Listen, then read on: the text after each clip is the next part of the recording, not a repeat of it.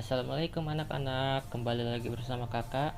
Kali ini kakak akan membahas tentang pembelajaran keempat ya dari subtema 2 di halaman 93. Melalui pembelajaran ini diharapkan kita mengetahui keunikan dari suatu daerah dan kita dapat menceritakan kembali teks dan mencermati serta menuliskan tokoh-tokoh pada teks fiksi. Lalu, kita dapat mengidentifikasi kegiatan ekonomi serta pekerjaan yang terkait dengan kegiatan tersebut.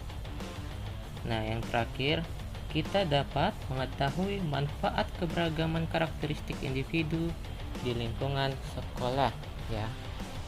Jadi, kita akan membahas tentang keempat materi ini.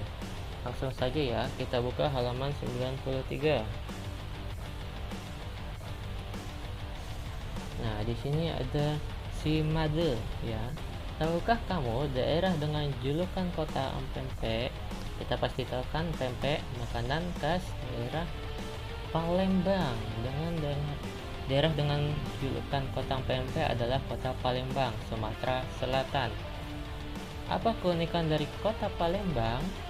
Nah, kita bantu yuk Made untuk mencari tentang keunikan kota Palembang. Ini sudah kakak carikan. Nah, kita mulai dengan keunikan kota Palembang yang pertama. Kota tertua di Indonesia. Ya, jadi kota Palembang ini dulunya dipercaya sebagai ibu kota dari kerajaan Sriwijaya, kerajaan nasional pertama yang ada di Nusantara atau di Indonesia. Nah, hal ini juga didukung dengan ditemukannya prasasti kedukan bukit di Bukit Siguntang yang mengatakan bahwa Palembang sudah menjadi sebuah kota sejak tanggal 16 Juni tahun 682 Masehi. Nah, berdasarkan tanggal itu, berarti kota Palembang saat ini sudah berusia kurang lebih 1300-an, 1300 tahun lah. Jika dibandingkan dengan kota-kota lain yang ada di Indonesia, Palembang masih tetap menjadi kota tertua di Indonesia. Ya, bahkan bisa jadi Palembang itu kota tertua di dunia loh. Ya. Untuk yang kedua, Venice of the East. Daerah Ilir dan Hulu kota Palembang dipisahkan oleh sebuah sungai besar yaitu Sungai Musi. Ya, mungkin anak-anak sudah pernah dengar tentang Sungai Musi. Dan sebagai penghubung antara daerah Ilir dan Hulu yang dipisahkan sungai, berdiri kokoh jembatan Ampera. Kita pasti sudah pernah dengar ya tentang jembatan Ampera. Kota Palembang diberikan julukan sebagai Venice of the East, yang artinya Venesia dari timur. Venesia sendiri merupakan provinsi yang ada di negara Italia. Julukan tersebut diberikan oleh orang barat yang ternyata melihat kota Palembang memiliki kemiripan sama dengan Venesia di Italia. Mungkin kalian tahu kalau di Italia itu tahu sungai yang biasanya dinaikin para wisatawan, ya, itulah Venesia ya. Jadi kalau di Italia itu kan ada tempat wisatanya sungai itu. Nah, untuk menyusuri sungainya ada perahu yang disediakan di sana. Nah, itulah tempat wisata Venesia. Kemiripan tersebut tak lain dan tak bukan adalah Sungai Musi yang mengalir mengelilingi kota Palembang. Apalagi di daerah sekitar Sungai Musi dan jembatan Ampera akan bersinar terang benderang pada malam hari, layaknya Venesia pada malam hari. Nah, keunikan yang ketiga di jembatan Amperanya. Ya, kalian tahu nggak, jembatan Ampera itu pada zaman dahulunya itu bisa diangkat bagian tengahnya. Ya, bayangin aja jembatan yang memiliki panjang 1117 meter, zaman dahulu bagian tengahnya bisa diangkat ke atas. Nah, itu tujuannya diangkat supaya kapal besar yang ingin melintas di Sungai Musi bisa melewati jembatan tersebut tanpa tersangkut jembatan. Ya, hal ini menjadikan jembatan Ampera menjadi satu-satunya jembatan yang bisa diangkat di Indonesia. Ya, namun karena jembatannya sudah terlalu tua, sekarang tidak bisa diangkat lagi semenjak tahun 1970. Nah, kalau diangkat lagi, takutnya nanti jembatannya malah rusak. Jembatan ini sudah dibangun sejak tahun 1965 pada zamannya Bung Karno. Lanjut, keunikan selanjutnya dari songketnya. Ya, kain songket. Kalau Lampung mungkin kain tapis. Ya, kalau Batak kain ulos. Kalau Jawa kain batik. Songket adalah kain khas daerah Palembang yang sudah diakui oleh dunia karena bentuk dan motifnya yang sangat cantik. Berdasarkan sejarah, songket merupakan peninggalan kerajaan Sriwijaya yang pada masanya songket ini digunakan sebagai adat kerajaan. Nah, faktanya songket memiliki harga jual yang cukup mahal. Songket asli ya, bukan songket cetakan. Karena bahan-bahan yang digunakan dalam proses pembuatannya pun sangat istimewa. Bahkan ada beberapa songket yang dibuat dari benang berbahan dasar emas loh, emas asli. Nah, lanjut ke keunikan selanjutnya. Itu ada Al-Quran terbesar di dunia. Mungkin kalau kalian yang orang Palembang terus pernah berkunjung ke sini, enak kali ya bisa melihat keindahan kota Palembang yang satu ini. Sebagai kota yang memiliki mayoritas agama Islam, Palembang memiliki keistimewaan di bidang religi. Ya, salah satunya memiliki Al-Quran terbesar di Indonesia. Di situ ada gambarnya. Tuh, lihat. Itu aja segede orang, lebih besar dari orang malah. Al-Quran yang disebut sebagai Al-Quran Al-Akbar merupakan tempat wisata religi yang unik. Letaknya di Kecamatan Gandus, Kota Palembang. Dikatakan unik karena di tempat ini kamu akan melihat Al-Quran berukuran raksasa yang memiliki ukuran 177 kali 140 kali 2,5 cm dan tebal keseluruhan beserta sampul sekitar 9 meter. Berarti tingginya 177 cm. Nah, kalian anak-anak rata-rata tingginya waktu ngukur kemarin paling tinggi 130 cm, masih lebih besar dari Al-Quran ini. Nah, tebalnya pun kalau misalkan ditumpuk dengan sampulnya sampai 9 meter, lebih tinggi daripada kelas kita berarti tebalnya. Keunikan selanjutnya ada Pulau Kemaro. Ya, Pulau Kemaro ini terletak di tengah Sungai Musi. Untuk berhasil menapakkan kaki di pulau ini, kamu bisa menggunakan perahu ketek yang melintasi Sungai Musi. Pulau Kemaro ini berdasarkan sejarahnya menjadi saksi tragis dari kisah cinta antara putra bangsawan asal Tiongkok Tan Bun An dengan putri dari Raja Palembang yaitu Siti Fatimah yang tidak mendapat restu dari masing-masing keluarga mereka. Konon, pulau ini tidak akan pernah mengalami kebanjiran, padahal kondisi Sungai Musi sedang mengalami pasang yang tinggi. Hal ini menjadi keistimewaan di Pulau Kemaro.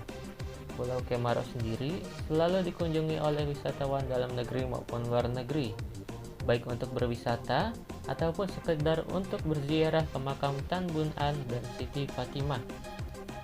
Di pulau ini sendiri sering dijadikan sebagai pusat perayaan Cap Gomeh yang diadakan beberapa hari setelah Hari Raya Imlek. itu tadi, ternyata kota Palembang itu memiliki banyak keunikan ya. Hal ini patut menjadi penarik bagi wisatawan dan kita pun harus melestarikannya. Oke. Kita lanjut yuk materinya. Halaman 94. Kita baca bareng-bareng ya tentang Sungai Musi. Kota Palembang merupakan kota dengan kegiatan perekonomian terbesar yang ada di Provinsi Sumatera Selatan. Selain itu, Kota Palembang juga memiliki banyak potensi dari segi perekonomian, yaitu pada sektor perindustrian dan perdagangan yang tersebar luas hampir di seluruh Kota Palembang. Kota Palembang terkenal sebagai kota industri dan kota perdagangan.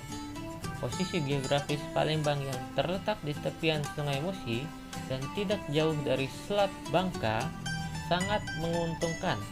Walaupun tidak berada di tepi laut, kota Palembang mampu dijangkau oleh kapal-kapal dari luar negeri, terutama dengan adanya dermaga Tangga Buntu dan dermaga Seilais, serta ditambah pula dengan adanya Bandara Sultan Mahmud Badarudin II. Pertumbuhan ekonomi kota Palembang cenderung meningkat di sektor tersier yang kerap disebut usaha jasa, sedangkan pertumbuhan kegiatan ekonomi di sektor sekunder dengan industri pengolahan sebagai lokomotifnya. Palembang menyimpan banyak potensi dari segi perekonomian karena tersedianya jumlah lowongan kerja yang cukup banyak. Oleh karena itu, kota Palembang dengan segala potensinya harus dapat menjalankan peran dan fungsinya demi optimalnya pertumbuhan ekonomi di Provinsi Sumatera Selatan yang terpusat di kota Palembang. Oke, kita lanjut ke halaman selanjutnya. Tugas pertama di halaman 95. Nomor 1 yang pertama, kalian cari tahu pekerjaan masyarakat kota Palembang pada sektor industri dan perdagangan. Ya, cari tahu berdasarkan dua sektor itu aja. Nah, tugas kedua, cari tahu bangunan bersejarah di Palembang serta keunikannya. Ya, seperti yang tadi Kakak jelaskan tentang Al-Qur'an terbesar. Ya, Al-Qur'an Al-Akbar tadi. Itu salah satu contohnya. Keunikannya apa? Dia memiliki Al-Qur'an terbesar di Indonesia. Ya, kita lanjut lagi materinya. Halaman 96.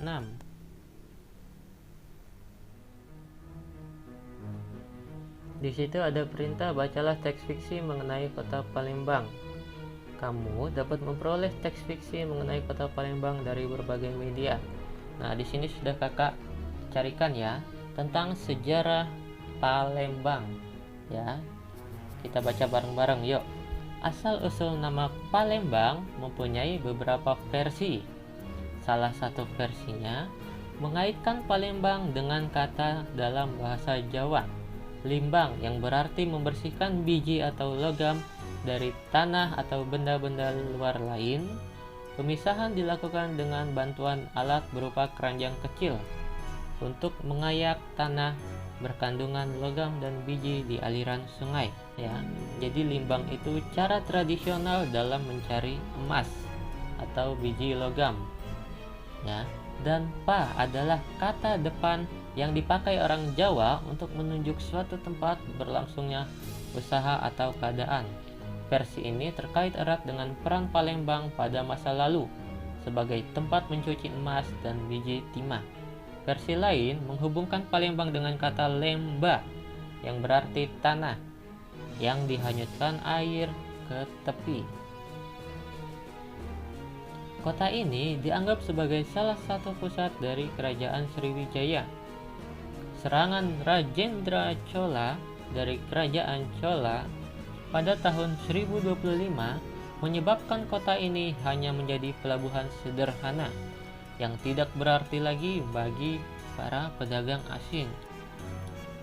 Selanjutnya, berdasarkan kronik Tiongkok, nama Palinfong yang terdapat pada buku Chu Fanchi yang ditulis pada tahun 1178 oleh Chow Yukwa dirujuk kepada Palembang. Berdasarkan kisah Kidung Pamacanga dan Babat Arya Tabanan, disebutkan seorang tokoh dari Kediri yang bernama Arya Damar sebagai Bupati Palembang turut serta menaklukkan Bali bersama dengan Gajah Mada Mahapati Majapahit pada tahun 1343. Pada awal abad ke-15, kota Palembang diduduki perompak Chen Zuyi yang berasal dari Tiongkok. Armada bajak laut Chen Zuyi kemudian ditumpas oleh Laksamana Cheng Ho pada tahun 1407. Kemudian sekitar tahun 1513, Tome Pires, seorang apoteker Portugis, menyebutkan Palembang telah dipimpin oleh seorang pati yang ditunjuk dari Jawa yang kemudian dirujuk kepada Kesultanan Demak serta turut serta menyerang Malaka yang waktu itu telah dikuasai oleh Portugis. Palembang muncul sebagai kesultanan pada tahun 1659 dengan Sri Susuhunan Abdurrahman sebagai raja pertamanya. Namun, pada tahun 1823, Kesultanan Palembang dihapus oleh pemerintah Hindia Belanda. Setelah itu, Palembang dibagi menjadi 2 keresidenan besar dan permukiman di Palembang dibagi menjadi daerah Ilir dan Hulu. Pada tanggal 27 September 2005, kota Palembang telah dicanangkan oleh Presiden RI Susilo Bambang Yudhoyono sebagai kota wisata air, seperti Bangkok di Thailand dan Phnom Penh di Kamboja. Tahun 2008, kota Palembang menyambut kunjungan wisata dengan nama Visit Musi 2008.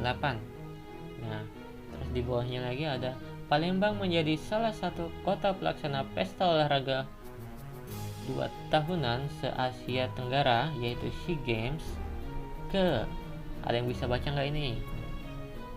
Ke berapa? Ya, ke-27 tahun 2011.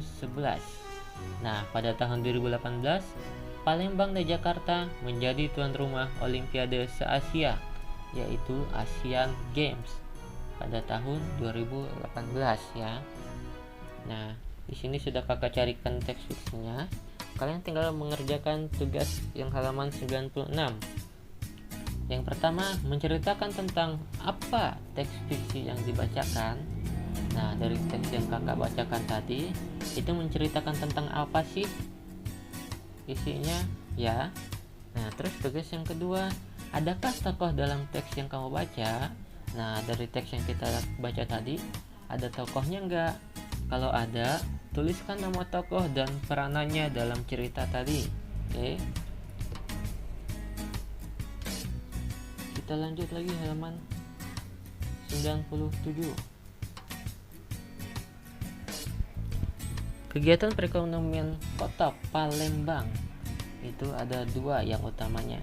Yang pertama di bidang perindustrian, contohnya pabrik semen ya, pabrik semen yang ada di Palembang. Terus yang kedua ada kegiatan perdagangan. Nah, ini contohnya Pasar 16 Ilir, merupakan pasar terbesar di Palembang.